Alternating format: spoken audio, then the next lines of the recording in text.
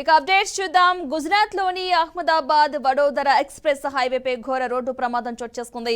తెల్లవారుజామున ఎక్స్ప్రెస్ వైపే ఆగి ఉన్న ఓ ట్రక్ నైతే బస్సు ఢీకొట్టింది.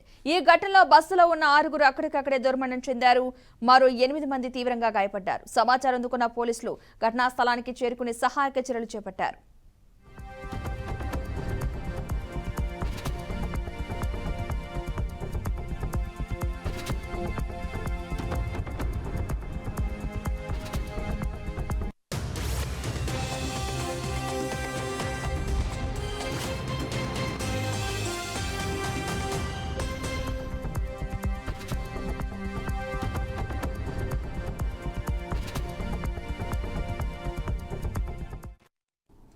ఇక 6 మృతదేహాలను స్వాధీనం చేసుకుని పోస్ట్ మార్టం నిమిత్తం ప్రభుత్వ ఆసుపత్రికి పంపించినట్లు ఆనంద్ ఎస్పీ గౌరవ్ జపాని తెలిపారు. ఇక ఈ ఘటనకు గల కారణాలపై కేసు నమోదు చేసుకుని దర్యాప్తు చేస్తున్నట్లుగా వెల్లడించారు.